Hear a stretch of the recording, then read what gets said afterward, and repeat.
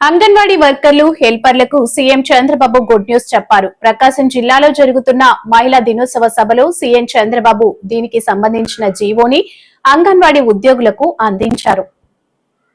ఈ రోజు దగ్గర 24 ఆర్గనైజేషన్స్ తో ఎంఓయూలు చేశాం. కొన్ని లక్షల మందికి ఉపాధి కల్పించడానికి. ఇది ప్రారంభం మాత్రం. ఎందుకు నేను ఈ మాట చెప్తున్నానంటే, నేను ఒకప్పుడు డాక్రా ఉమెన్ ని తయారు చేశాను, మెప్మా ఉమెన్ ని తయారు చేశాను. అందరూ నన్ను ఆ రోజు ఎగతాళి చేశారు. ఈ ఆడవాళ్ళు ఏం చేస్తారు, ఈయనకు కూడా ఏం పని లేదు, వీళ్ళు అనవసరంగా ప్రోత్సహిస్తున్నాడు అని నన్ను ఎగతాళి చేసిన వాళ్లే. నేను ఒకటి చెప్పాను, మా ఆడబిడ్డల శక్తి మీకు తెలియదు, చూసి చేపిస్తానని చెప్పి ఆ రోజు సవాలు విసిరాను. ఎన్నో ఆర్గనైజేషన్స్ అన్ని పుట్టాయి, మళ్లీ ఆర్గనైజేషన్స్ కాలగర్భంలో కలిసిపోయినాయి. కానీ ఒకే ఒక ఆర్గనైజేషన్ డాక్రా మెప్మా ఎన్ని ఛాలెంజ్లు వచ్చినా, ఎన్ని సవాళ్లు వచ్చినా నిలదొక్కున్నాయి. ఆ రోజు ఎగతాళి చేసిన వాళ్ళందరూ మీ మీద ఆధారపడుతున్నారు. ఇప్పుడు ఎవరన్నా ఆఫీసర్ మీకు వస్తే ఈ ఊర్లో ఎవరు డాక్రా సంఘాలు అడిగే పరిస్థితికి వచ్చారు. ఒక రాజకీయ నాయకుడు వస్తే ఈ ఊర్లో ఎవరు డాక్రా సంఘాలు, వీళ్ళకి పరపతి ఎక్కువ ఉంది, వీళ్ళతో మాట్లాడాలని చెప్పే పరిస్థితికి వచ్చారు. మీరు రాజకీయాల్ని శాసించే పరిస్థితికి వచ్చారు, ఆర్థికంగా పైకొచ్చే పరిస్థితికి వచ్చారు. అందుకే నేను ఇప్పుడు ఒకటి ఆలోచించాను. ఈ రోజు మనకు డబ్బుల కొరత లేదు, అప్పులు కావాలంటే ఎంతైనా ఇచ్చే పరపతి సంపాదించుకున్నారు. వీరు అవసరమైతే 1,00,000 కోట్లు కూడా మీరు అప్పు తీసుకునే శక్తి మీకుంది. దానికి కారణం తిరిగి చెల్లిస్తున్నారు. బ్యాంకర్లకు కావాల్సింది డబ్బులు వాళ్ళ దగ్గర ఉన్నాయి, వాళ్ళు ఇస్తారు. ఇచ్చిన తర్వాత మళ్ళా చెల్లించాలి. ఒకసారి క్రెడిట్ రేటింగ్ బాగా ఉంటే డబ్బులకు ఇబ్బంది లేదు, ఎంతైనా వస్తుంది. ఈ రెండో చూసిన తర్వాత మీకు ఒక తెలివితేటలున్నాయి, ఒక ఆర్గనైజ్డ్ శక్తిగా ఉన్నారు. నేను అందుకనే ఈ రోజు మీరు చూస్తే వాళ్ళు చెప్పినట్టన్నీ మీరు ఇంటే ఒక ఆలోచన వస్తుంది, మీరెక్కడ ఫిట్ ఇన్ అవుతారో అని. మీ ఊర్లో ఉండి ఒక చిన్న హోటల్ పెట్టుకొని మీరు పారిశ్రామికవేత్తలుగా ఎదగడానికి మొదటి మెట్టుగా తయారు చేస్తానని మరొక్కసారి హామీ ఇస్తున్నా. మీరు ఆఫీసుకు పోతూ మీ మోటార్ బైక్ లో వేరే వాళ్ళకు డ్రాపులు చేసి 10 రూపాయలు సంపాదించుకునే మార్గం చూపిస్తున్నాను. అందుకే ర్యాపిడోని తీసుకొచ్చాను ఇక్కడికి. ఇంకో పక్క ఫ్లిప్కార్ట్ లాంటి వ్యవస్థలు తీసుకొచ్చారు. వాళ్ళు మీరు తయారు చేసే వస్తువుల్ని ప్రపంచ మార్కెట్ కు చేరవేయడం, మీకు కావలసిన నైపుణ్యాన్ని నేర్పించి మిమ్మల్ని ఒక ప్రయోజకులుగా చేయడానికి. దక్షిణ నియోజకవర్గంలో ఘనంగా మహిళా దినోత్సవం వేడుకలు. ఈ వేడుకలకు ముఖ్య అతిథిగా పాల్గొన్న ఎమ్మెల్యే వంశీకృష్ణ యాదవ్. వంశీకృష్ణ యాదవ్ మాట్లాడుతూ మహిళలందరికీ అంతర్జాతీయ మహిళా దినోత్సవ శుభాకాంక్షలు తెలిపారు. చదువులో కానీ లేకపోతే రాజకీయాల్లో కానీ వ్యాపారంలో కానీ ముందుండి నడిచే విధంగా ధైర్యంగా ముందుకు వెళ్తూ ఉన్నారు. ఇంకా రానున్న రోజుల్లో అద్భుతంగా రాణించాలని వాళ్ళకి దండగా ఇవాళ మన ఎన్డీఏ ప్రభుత్వం ఉంటుందని, రానున్న రోజుల్లో అసెంబ్లీలో కూడా రిజర్వేషన్లు రాబోతూ ఉన్నాయి, అలాగే స్థానిక సంస్థల రిజర్వేషన్లు రాబోతూ ఉన్నాయి. అన్ని విధాలా కూడా మహిళా సోదరులకి అనువుగా నింపడానికి, ఒక కుటుంబం ఆర్థికంగా కానీ సామాజికంగా ఎదగాలంటే ఆ ఇంట్లో మహిళల పాత్ర చాలా కీలకంగా ఉంటుంది. కాబట్టి సమాజంలో మహిళల పట్ల ఎంతో వినయ విధేయతగా ఉండాలి. వాళ్ళు లేని ఇల్లు ఎలా ఉంటుందో అందరికీ ఉంటుంది. కాబట్టి మరొకసారి మహిళా సోదరులందరూ కూడా ఇవాళ శుభాకాంక్షలు తెలియజేస్తూ నెక్స్ట్ ఇయర్ ఇంకా ఘనంగా ఈ కార్యక్రమం చేసే విధంగా మనం కార్యక్రమం చేద్దాం. ఇవాళ 4-5 కార్యక్రమం పార్టీ ఆఫీస్లో కూడా చాలా కార్యక్రమాలు ఉన్నాయి. మా మహిళా సిబ్బంది మరొకసారి మహిళా దినోత్సవ శుభాకాంక్షలు. మనస్ఫూర్తిగా ధన్యవాదాలు. ప్రతిరోజు ఏదో ఒక కార్యక్రమం చేసుకుని ప్రజల్లో ఉన్నాం కాబట్టి అందరూ ఆశలు ఆరాధన మహిళా దినోత్సవ శుభాకాంక్షలు తెలియజేసుకుని ఈరోజు నాగరాజు గారు మంచి సంకల్పంతో ఎమ్మెల్యే వంశీ గారిని పిలిచి ఈ రంగాల్లో సేవలు అందించడానికి అలాగే నిరంతరం కూడా ఏదో ఒక సేవ చేయాలని భావించి నాగరాజు గారు అనేక కార్యక్రమాలు చేస్తారు. ఎందుకంటే అప్పుడు కూడా చాలా మందికి డబ్బులు ఉండొచ్చు కానీ దాతృత్వం ఉండాలి, అది నాగరాజు గారు జరుగుతుంది. అలాగే ఆ విషయాలు కూడా మరింతగా ప్రోత్సహించాలని ఇంటి మీద ఇవ్వాలని కోరుకుంటూ ధన్యవాదాలు. అలాగే మన నియోజకవర్గానికి వచ్చేసరికి అక్కడ ఒక స్టేడియం కావాలి, కనీసం ఒక నియోజకవర్గానికి 50,000 మంది కూర్చొని చూసే స్టేడియం కావాలి. అంటే ఎందుకు మాట చెప్తున్నానంటే బాధ్యత గల వ్యక్తులు ఎప్పుడైతే ఉంటారో ఈ సమాజం బాగుంటుంది. గత ప్రభుత్వంలో మనం ఎన్ని ఇబ్బందులు పడ్డాం, ఎన్ని బాధలు పడ్డాం మీరు చూశారు. మనకు ఎక్కడ అభివృద్ధి లేకుండా మనం ఏంటంటే ఎంతసేపు కూడాను ఎప్పుడు ఏం జరుగుతుందని భయంతో భయభ్రాంతులతో బతికాం. కానీ ఇవాళ పరిస్థితి ఏంటంటే సుఖ సంతోషంతో హ్యాపీగా మనం ఏంటంటే మన ఇంట్లో మనం ఉండగలుగుతున్నాం. గతంలో ఏంటి చేశారంటే ల్యాండ్ టైటిలింగ్ యాక్ట్ పెట్టి, మీ అందరికీ తెలుసు ల్యాండ్ టైటిలింగ్ యాక్ట్ అంటే ఆ భూమి మన ఇల్లు మన తాలూకా ఆస్తో మన దగ్గర మన పేరే మంది ఉంటుంది, కానీ డాక్యుమెంట్స్ కానీ దాని పత్రాలు మన దగ్గర ఉండవు. కానీ అవి ఏంటంటే ఆయన దగ్గర పెట్టుకొని ఆయనకి నచ్చినప్పుడు మనం ఏదో భిక్షకాల్లోకి వెళ్ళి అడిగితే ఆయనకి దయాధర్మంతో ఇస్తే ఇవ్వచ్చు, లేకపోవచ్చు. ఇవాళ ఈ రాష్ట్రాన్ని పూర్తిగా తాకట్టు పెట్టేసి ఈ రాష్ట్రాన్ని కుదేలు చేసి ఇవాళ ఏంటంటే మరి అందరూ కూడా ఎంతో బాధలు పడుతున్న సమయంలో మరి పవన్ కళ్యాణ్ గారు కానీ చంద్రబాబు నాయుడు గారు కానీ ఈ భుజాల మీద వేసుకొని ఆయనేమో ఒక స్థాయికి తీసుకొచ్చి ఇవాళ ఒక పక్క సంక్షేమం, ఒక పక్కన అభివృద్ధి చేస్తూ మరి నిన్న పవన్ కళ్యాణ్ గారి గురించి ఆయనేమో అవాకులు చవాకులు పేర్లేదు. మరి అది చాలా తప్పు. ఎందుకంటే ఆయనకి ఇంకా జ్ఞానం పెరగలేదు. ఆయన వయసుకి ఏంటంటే చిన్న వయసులో ఆయనకి ఏంటంటే ముఖ్యమంత్రిగా మీరందరూ అవకాశం ఇచ్చి 151 సీట్లు ఇస్తే ఆయన దాన్ని సద్వినియోగం చేసుకోకుండా దుర్వినియోగం చేసుకొని తప్పుడు మాట్లాడుతుంటే మరి ఈయన ఏంటంటే కోట్లాది రూపాయలు రెమ్యునరేషన్ తీసుకొని కోట్లాది రూపాయలు సంపాదించుకొని ఆయన ఎండ కళ్ళు ఎరగకుండా ఇంట్లో కూర్చుంటే గడిచిపోయేటువంటి వ్యక్తి పవన్ కళ్యాణ్ గారు. కానీ జనం కోసం జనసేన పార్టీ పెట్టి పేద ప్రజల కోసం, బడుగు బలహీన వర్గాల కోసం, మహిళల కోసం, ఎస్సీల కోసం, ఎస్టీల కోసం, ముఖ్యంగా యువత కోసం ఆయన పెట్టినటువంటి పార్టీ జనసేన పార్టీ, జనం కోసం పెట్టినటువంటి పార్టీ. అటువంటి పార్టీ ఇవాళ ఏంటంటే ఆయన సొంత డబ్బు తీసి కోట్లాది రూపాయలు ఖర్చు పెడతారు. ఎవరైనా ఏదైనా వస్తే జోబులు పెట్టుకుందాం చూస్తారు. ఆయన తీసి ఖర్చు పెట్టి చేస్తుంటే ఆయన విమర్శిస్తున్నాడు. అది చాలా తప్పు. ఇవాళ ఏంటంటే ఇంతవరకు ఆయన 11 సీట్లు వచ్చాయి. రేపు రానున్న ఎలక్షన్లో ఆయన కార్పొరేటర్ కూడా వెళ్ళడం చాలా కష్టం అని చెప్పి ఈ సందర్భంగా తెలియజేసుకుంటూ ఈ కార్యక్రమానికి సోదరులు గంటలు విద్యార్థులు, నిరుద్యోగులకు కూటమి ప్రభుత్వం చేసిన మోసాన్ని ఎండగడుతూ వైఎస్సార్ కాంగ్రెస్ పార్టీ ఆధ్వర్యంలో మార్చి 12న చేపట్టనున్న యువత పోరు కార్యక్రమాన్ని విజయవంతం చేద్దామని వైవి సుబ్బారెడ్డి పిలుపునిచ్చారు. తాడేపల్లిలోని పార్టీ కేంద్ర కార్యాలయంలో యువత పోరు కార్యక్రమానికి సంబంధించిన పోస్టర్ను వైవి సుబ్బారెడ్డి రిలీజ్ చేశారు. మహిళా మనమ్మలందరికీ శుభాకాంక్షలు తెలియజేస్తున్నాను. ఈరోజు ప్రధానంగా రాష్ట్ర వ్యాప్తంగా యువకులు, నిరుద్యోగులు, విద్యార్థులు చాలా ఇబ్బందులు ఎదుర్కొంటున్న విషయం రాష్ట్ర వ్యాప్తంగా కూడా మనం అందరం కూడా చూస్తున్నాం. 3 ప్రధాన అంశాల కూటమి ప్రభుత్వం అమలు చేయనందువల్ల ఈ పరిస్థితి ఈరోజు విద్యార్థులకి, యువకులకి మన రాష్ట్ర వ్యాప్తంగా వచ్చింది. ఒకటి చాలా ప్రధానమైన అంశం ఫీజు రీఎంబర్స్మెంట్ పథకం. సకాలంలో విద్యార్థులకి ఫీజు రీఎంబర్స్మెంట్ రిలీజ్ చేయడం వల్ల చాలా ఇబ్బందులకు ఎదుర్కొంటున్నారు. ఇంకో ప్రధాన అంశం కూటమి ప్రభుత్వం ఎలక్షన్స్కు ముందు నిరుద్యోగ భృతి ఇస్తామని చెప్పి నిరుద్యోగ భృతి ఇవ్వకుండా లక్షలాది మంది నిరుద్యోగ యువకుల్ని మోసం చేసిన పరిస్థితి. మూడవ ప్రధాన అంశం రాష్ట్ర వ్యాప్తంగా వైఎస్ఆర్ కాంగ్రెస్ పార్టీ అధికారంలో ఉన్నప్పుడు మా పార్టీ అధ్యక్షుడు జగన్మోహన్ రెడ్డి గారు ఎంతో ముందు చూపుతో రాష్ట్రంలో నాణ్యమైన వైద్యం పేదవాడికి అందుబాటులోకి తీసుకుపోవాలని చెప్పి 17 మెడికల్ కాలేజీలు స్టార్ట్ చేసి అందులో సుమారుగా 5 కాలేజీలు ప్రారంభోత్సవం కూడా చేసుకుని సీట్ అడ్మిషన్స్ కూడా స్టార్ట్ చేయడం జరిగింది. మిగతా 11 ఈ సంవత్సరం స్టార్ట్ చేయాల్సిన విధంగా పనులు కంప్లీట్ చేసినా కూడా వాటిని నిర్వీర్యం చేసి అవి కూడా పీపీపీ మోడ్లో ప్రైవేట్ వాళ్ళకి ఇచ్చి పేద విద్యార్థులకు అందుబాటులో లేకుండా చేసే ప్రక్రియ జరుగుతుంది. కాబట్టి ఈ 3 అంశాలపై రేపు మార్చి 12వ తారీఖున వైఎస్ఆర్ కాంగ్రెస్ పార్టీ ఆధ్వర్యంలో రాష్ట్ర వ్యాప్తంగా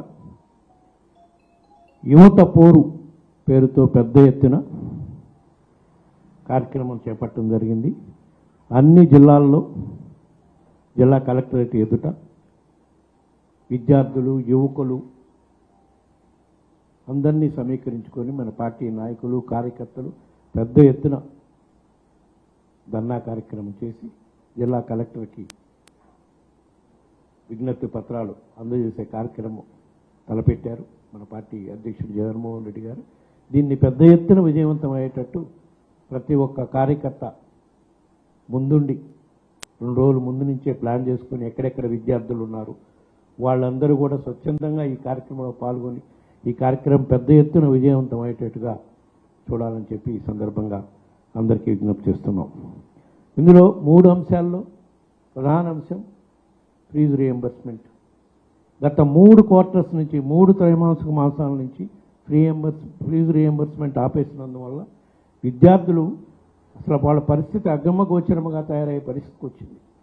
ఎందుకంటే యాజమాన్యం వాళ్ళని సర్టిఫికేట్ లేకుండా కాలేజీ నుంచి బయటికి పంపే పరిస్థితి వస్తే వాళ్ళు పోయి ఈరోజు వ్యవసాయం చేసుకొని కూలి పనులకు పోయే పరిస్థితి ఈరోజు రాష్ట్రంలో ఉంది. దీన్ని తక్షణమే రాష్ట్ర ప్రభుత్వం దిగొచ్చి మన పోరు తర్వాత అయినా దిగొచ్చి వాళ్ళకి ఫ్రీ రీయింబర్స్మెంట్ ఇచ్చే విధంగా మన యువత పోరు పెద్ద ఎత్తున విజయవంతం చేయాల్సిన అవసరం ఉంది. ఎందుకంటే స్వర్గీయ రాజశేఖర రెడ్డి గారు ఉమ్మడి ఆంధ్రప్రదేశ్ రాష్ట్రం ఉన్నప్పుడు స్టార్ట్ చేసిన పథకం ఈ పథకం, ఫీజు రీయింబర్స్మెంట్ పథకం. పేదవాడికి నాణ్యమైన మహిళ అంటే కూటమి ప్రభుత్వానికి గౌరవమే లేదని, అందుకే ఈ పాలనలో రక్షణ కరువైందని మాజీ మంత్రి ఆర్కే రోజా అన్నారు. వైసీపీ కేంద్ర కార్యాలయంలో మహిళా దినోత్సవ వేడుకలు జరిగాయి. ఈ వేడుకల్లో పాల్గొన్న రోజా అనంతరం మీడియాతో మాట్లాడారు. చూసుకున్నారు. ప్రతి పథకాన్ని మహిళ పేరు మీద ఇచ్చి ఆ ఇంట్లో మహిళ గౌరవాన్ని పెంచడమే కాకుండా మగవాడికి సమానంగా అర్హత కూడా కల్పించారు. ఇల్లు ఇస్తే మహిళ పేరు మీద, చేయూత ఇస్తే, ఆసరా ఇచ్చిన, అమ్మఒడి ఇచ్చిన, సున్నా వడ్డీ ఇచ్చిన, ఏది ఇచ్చినా మహిళ పేరు మీద ఇచ్చి మహిళని ఎలా గౌరవించారో మనం అందరం కూడా చూసాం. ఎందుకంటే ఒక మహిళ బాగుంటే ఆ ఇల్లు బాగుంటుంది. మహిళ చేతికి డబ్బు వెళ్తే అది సక్రమంగా ఆ కుటుంబం కోసం ఖర్చు చేస్తుంది అన్న నమ్మకంతో ఆయన ముందుకు వెళ్ళటం, అది నిజంగా 100% మన మహిళలు కూడా సద్వినియోగం చేసుకోవడం మనం కళ్ళారా చూసాం. అలాగే రాజకీయంగా చూస్తే 50% నామినేటెడ్ పోస్టులు మహిళలకు ఇవ్వటం జరిగింది. ఈరోజు ఎంతోమంది మహిళలు జడ్పీ చైర్మన్లుగా, మేయర్లుగా, మున్సిపల్ చైర్మన్లుగా, ఎంపీపీలుగా, జడ్పీటీసీలుగా ఇంతమంది బయటకు వచ్చి మహిళల కోసం పోరాడుతూ మహిళలకి రావాల్సిన అన్నీ కూడా జగనన్న ప్రభుత్వంలో ముఖ్యంగా అన్న ఇచ్చిన ప్రతి పథకాన్ని మహిళకి చేరవేసిన ఘనత మహిళకి దక్కిందంటే అది ఒక్క జగనన్న వల్లే.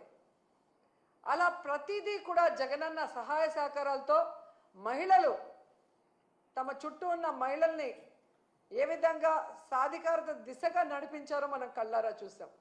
అలాంటి మహిళలకి ఈరోజు తమకు ఒక సమస్య వచ్చినా, ప్రభుత్వం తమకు మోసం చేసినా ఎక్కడికి వెళ్ళి చెప్పుకోవాలి, ఏం చెప్పుకోవాలో కూడా తెలియని పరిస్థితికి భయభ్రాంతుల్ని గురి చేశారు.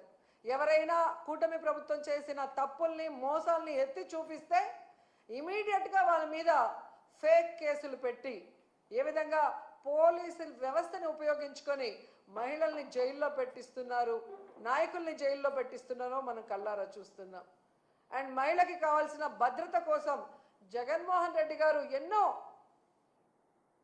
దిశ యాప్ కానీ, దిశ పోలీస్ స్టేషన్లు కానీ, మహిళా పోలీసుల్ని రిక్రూట్ చేయటం కానీ ఎంత పెద్ద మనసుతో చేసి ఆడవాళ్ళని కాపాడుకున్నారో మనం కళ్ళారా చూసాం. కానీ అదే కూటమి ప్రభుత్వం అధికారంలోకి వచ్చాక దిశ యాప్ని కానీ, దిశ పోలీస్ స్టేషన్లు కానీ, మహిళా భద్రతకు సంబంధించిన ప్రతి దాన్ని ఎలా నిర్వీర్యం చేశారో మనం కళ్ళారా చూసాం. అంటే మహిళ అంటే గౌరవం లేదు, మహిళ అంటే అభిమానం లేదు, మహిళకి చేయాలన్న చిత్తశుద్ధి ఈ కూటమి ప్రభుత్వంలో ఉన్న సీఎం చంద్రబాబు నాయుడుకి కానీ, డిప్యూటీ సీఎం పవన్ కళ్యాణ్కి కానీ, అలాగే హోంమంత్రి అనితకి లేకపోవడం చాలా బాధాకరమని కూడా ఈ సందర్భంగా తెలియజేసుకుంటున్నాను. జగనన్న ఉన్నప్పుడు మీరు చూస్తే చెప్పుకోవడానికి గుర్తురానన్ని పథకాలు, చేయూత కానీ, అమ్మఒడి కానీ, ఆసరా కానీ, ఇల్లు కానీ, రైతు భరోసా కానీ, సున్నా వడ్డీ కానీ, ఇలా చెప్పుకుంటూ పోతే ఎన్నో ఎన్నో పథకాలు ఇచ్చారు. కానీ చంద్రబాబు నాయుడు వచ్చిన తర్వాత ఆయన ఇస్తున్న పథకాలు ఏంటి అంటే చంద్రన్న పగ, చంద్రన్న దగ, చంద్రన్న నిత్యావసర వస్తువుల ధరల బగబగ, అలాగే జగనన్న మోసం, చంద్రన్న మోసం, చంద్రన్న చంద్రబాబు ప్రభుత్వం అంటేనే హత్య రాజకీయాలు అని మరోసారి నిరూపించుకున్నారు అంటూ ఘాటు వ్యాఖ్యలు చేసిన మాజీ ఎమ్మెల్యే సుధాకర్ బాబు. అసలు వివేక హత్య జరిగింది కూడా చంద్రబాబు హయాంలోనే కదా అని అన్నారు. బలోపేతం చేయటం కోసం ఏమైనా నిర్ణయాలు తీసుకున్నారా? తీసుకుంటే ఏం తీసుకున్నారు? పోనీ రాష్ట్ర అభివృద్ధి కార్యక్రమాలకు సంబంధించి ఏమైనా నిర్ణయాలు తీసుకున్నారా? తీసుకుంటే ఏం తీసుకున్నారు? పోనీ మీరిచ్చిన సూపర్ 6 హామీలను అమలుపరచడానికి ఏమైనా నిర్ణయాలు తీసుకున్నారా? బడ్జెట్ మీద ఏమైనా సమావేశం పెట్టుకున్నారంటే అది లేదు, సున్నా. అంటే రాష్ట్ర కేబినెట్ సమావేశాలన్నీ కామెడీ సమావేశాలుగా మారిపోయాయి, అత్యంత హేయమైనటువంటి సమావేశాలుగా మారిపోయాయి. ఇదంతా ఎందుకు చేస్తున్నారు చంద్రబాబు నాయుడు గారని రాష్ట్ర ప్రజలకు ఓ అనుమానం వస్తే దాన్ని నివృత్తి చేయాల్సిన బాధ్యత వైఎస్ఆర్ కాంగ్రెస్ పార్టీ మీద ఈ రాష్ట్ర ప్రజలు 40% ఓట్లేసిన ప్రజలకు మేము జవాబుదారీతనంతో మీ ముందుకు వచ్చాం. ఇది కేవలం డైవర్షన్ పాలిటిక్స్ జరుగుతుంది. పరిపాలించడంలో ఘోరంగా విఫలమైన చంద్రబాబు నాయుడు గారు రాష్ట్ర ప్రజల దృష్టిని మార్చడం కోసం అనేకమైన పిల్లేరుగంతులు వేస్తూ ఉంటారు, ఎత్తుగడలు వేస్తూ ఉంటారు. కానీ అడ్డదిడ్డంగా రాష్ట్ర ప్రజలకు దొరుకుతూనే ఉంటాడు. మీది ఓ విఫల ప్రభుత్వం అని, మీరిచ్చిన ఏ ఒక్క హామీ నెరవేర్చలేదని 143 హామీలు ఇచ్చిన మీరు 143 హామీలు ఇచ్చిన మీరు ఈ 143 హామీలు మేం చెబుతూనే కాదు, మీరిచ్చిన హామీలే. వాటిలో ప్రధానంగా సూపర్ 6 హామీలని చెప్పిన మీరు ఆ సూపర్ 6 హామీలను ఒక్క హామీని కూడా నెరవేర్చకుండా బొక్కబార్ల పడిన మీరు, రాష్ట్ర ప్రజలకు జవాబుదారీకరంగా ఉండాల్సిన మీరు ఈ రోజున సిబిఐ కోర్టు పరిధిలో, సిబిఐ పరిధిలో, సుప్రీం కోర్టు పరిధిలో ఉన్న ఓ హత్య సంబంధించిన కేసుని కేబినెట్ సమావేశ స్థాయికి తీసుకొచ్చి మీరు చర్చిస్తున్నారు అని అంటే మా అందరికీ, రాష్ట్ర ప్రజలందరికీ అర్థమవుతుంది మీరు జగన్మోహన్ రెడ్డి గారు అంటే ఎంత భయపడుతున్నారు అని, వైఎస్ఆర్ కుటుంబం అంటే ఎంత భయపడుతున్నారు అని. వ్యక్తిగతంగా వారి కుటుంబ స్థాయిని దిగజార్చడం కోసం అనేక మార్లు మీరు ప్రయత్నం చేశారు. రాష్ట్ర ప్రజలు మీకు చిత్కారాలు ఇచ్చారు. మీరు కేవలం కేబినెట్ సమావేశాలు పెట్టి జగన్మోహన్ రెడ్డి గారిని వ్యక్తిగతంగానూ జగన్మోహన్ రెడ్డి గారి కుటుంబాన్ని కించపరచడానికో, వారి స్థాయిని తగ్గించడానికో, వ్యక్తిత్వ హననం చేయడానికో ఉపయోగిస్తున్నారు తప్పించి ఈ రాష్ట్ర ప్రయోజనాలకు ఏ మాత్రం ఉపయోగించట్లేదు అనేది గత 14 కేబినెట్ సమావేశాల్లో మీరు చెప్పిందే, మీరు చేస్తున్నదే ఈ రాష్ట్ర ప్రజలు చూస్తున్నారని అడుగుతున్నాం. అసలు కక్షా రాజకీయాలు అంటేనే చంద్రబాబు నాయుడు గారు, చంద్రబాబు నాయుడు గారు అంటేనే కక్షా రాజకీయాలు, తెలుగుదేశం అంటేనే కక్షా రాజకీయాలు, హత్యా రాజకీయాలు అంటేనే తెలుగుదేశం. అంటే మనకు అధికారం వచ్చిన తదుపరి మన సమీప ప్రత్యర్థి, రాజకీయ ప్రత్యర్థులను, వారి యొక్క ఆస్తులను ధ్వంసం చేయటం, ధన మాన ప్రాణాలు దోచుకోవటం, లేదా పూర్తిగా వారిని హత్యలు చేయించిన చరిత్ర తెలుగుదేశం పార్టీ హయా. శ్రీ వాసవి మాత ఆలయ ప్రాంగణంలో మహాశివ వెంకటేశ్వర స్వామి, వారాహి మాత ఆలయాలకు శంకుస్థాపన. హాజరు కానున్న ప్రముఖులు. మధురవాడ కొమ్మాది జంక్షన్ చందన గార్డెన్స్ ఎదురుగా వేంచేసి ఉన్న శ్రీ వాసవి కన్యక పరమేశ్వరి దేవాలయం ప్రాంగణంలో 10/3/2025 తేదీ సోమవారం ఉదయం 9:21 శ్రీ వెంకటేశ్వర, శ్రీ పంచముఖేశ్వర, వారాహి మాత ఆలయ సముదాయాలకు శంకుస్థాపన నిర్వహిస్తున్నట్లు శనివారం ఉదయం ఏర్పాటు చేసిన మీడియా సమావేశంలో శ్రీ వాసవి కన్యక పరమేశ్వరి దేవాలయ సేవా సంఘం ప్రతినిధులు వెల్లడించారు. ఈ కార్యక్రమంలో ఆలయ ప్రతినిధులు వేటూరి వెంకటేశ్వర్లు, వెంకటేశ్వర విద్యా సంస్థల అధినేత Potta Jagadish, K Lakshminarayana, S Baburao, G Ramakameswari వారు మాట్లాడుతూ మధురవాడలో అనేక సంవత్సరాలుగా పూజలు అందుకుంటున్న ప్రజల ఇలవెల్పు శ్రీ వాసవీమాత ఆలయ ప్రాంగణంలో ఆలయ సేవా సంఘం ఆధ్వర్యంలో శ్రీ మహాశివ, శ్రీ వెంకటేశ్వర స్వామి, వారాహి ఆలయాలకు శంకుస్థాపన చేయడం, ఈ కార్యక్రమంలో పాల్గొనడం మా పూర్వజన్మ అదృష్టమని అన్నారు. బ్రహ్మశ్రీ వేమకోటి సూర్యనారాయణ శర్మ పర్యవేక్షణలో జరుగు ఈ కార్యక్రమానికి ముఖ్య అతిథిగా విశాఖ ఎంపీ ఎం శ్రీభరత్, విశిష్ట అతిథిగా భీమిలి శాసనసభ్యులు గంట శ్రీనివాసరావు, గౌరవ అతిథులుగా మొల్లి హేమలత, పిల్ల మంగమ్మ, 5-7 వార్డుల కార్పొరేటర్లు, ప్రత్యేక అతిథులుగా ప్రముఖులు పైడా కృష్ణప్రసాద్, కంకటాల మల్లికార్జునరావు, గ్రంథి Mallika Manoj, Granthi Suresh, KNVS Gurumurthy, A Nagesh, PV Narasimharao, Shobhan Prakash, Gurumurthy Gupta and brothers, Granthi Rajesh, Muddala Ramoji, గ్రంథి రామ్జీ, విశాఖలో విద్య, రాజకీయ ప్రముఖులు, వ్యాపార, ఆధ్యాత్మికవేత్తలు హాజరవుతున్నట్లు నిర్వాహకులు తెలిపారు. ఇతర వివరాలకు 9494665139, 7386000590 నంబర్లను సంప్రదించాలని కోరారు. పత్రికా మిత్రులందరికీ మొదటగా వాసవి కన్యకా పరమేశ్వరి ఆశీస్సులు కలగాలని కోరుతూ, కొమ్మాది వైఎస్ఆర్ నగర్ రోడ్లో వేంచేస్తున్నటువంటి వాసవి కన్యకా పరమేశ్వరి ఆలయ ప్రాంగణంలో 10వ తారీఖు సోమవారం నాడు 9:21 సిద్ధాంతులు సూర్యనారాయణ శర్మ గారు పెట్టిన ముహూర్తంలో, అలాగే మా వాసవి మాత ఒక భక్తురాలు కలలో కనపడి సోమవారం నాడు ఈ ముహూర్తంలో ఈ ప్రదేశంలో నేను నిర్ధారణ చేస్తున్నాను, మీరు ఇన్ని గంటలకి శంకుస్థాపన చేయండి అని ఒక భక్తురాలు మీద పడి చెప్పడం జరిగింది. వెంటనే ఆర్యవైశ్య ప్రముఖులందరినీ కూర్చోబెట్టి మాట్లాడాము. అందరూ ఈ కార్యక్రమం దిగ్విజయం చేయాలని, అందరము సంకల్పం చేసుకోవాలని పెట్టుకున్నారు. వెంటనే మన ఎమ్మెల్యే గారిని, మా వార్డు కార్పొరేటర్ సహకారం తీసుకున్నాము. దేవాలయ నిర్మాణానికి అన్ని విధాలా మేము సహకారం అందిస్తాము, మీరు చేయండి అని వాళ్ళు మాకు సహకారం అందించారు. అలాగే ఆర్యవైశ్య ప్రముఖులందరూ సహకారాన్ని అందించారు. వీరందరూ మీ అందరి సమక్షంలో సోమవారము 9:21 మహాశివ, వెంకటేశ్వర స్వామి, వారాహి దేవతామూర్తులకి ఆలయాలకి శంకుస్థాపన కార్యక్రమాన్ని ఏర్పాటు చేయడం జరిగింది. ఆ రోజు అన్నప్రసాదం ఉంటుంది. సుమారు 2,000 మంది భక్తులు ఆ శంకుస్థాపన ముహూర్తానికి వస్తారని, రాజకీయ ప్రముఖులు, విద్యావేత్తలు, ఆధ్యాత్మికవేత్తలు కూడా ఈ కార్యక్రమానికి వస్తున్నారు.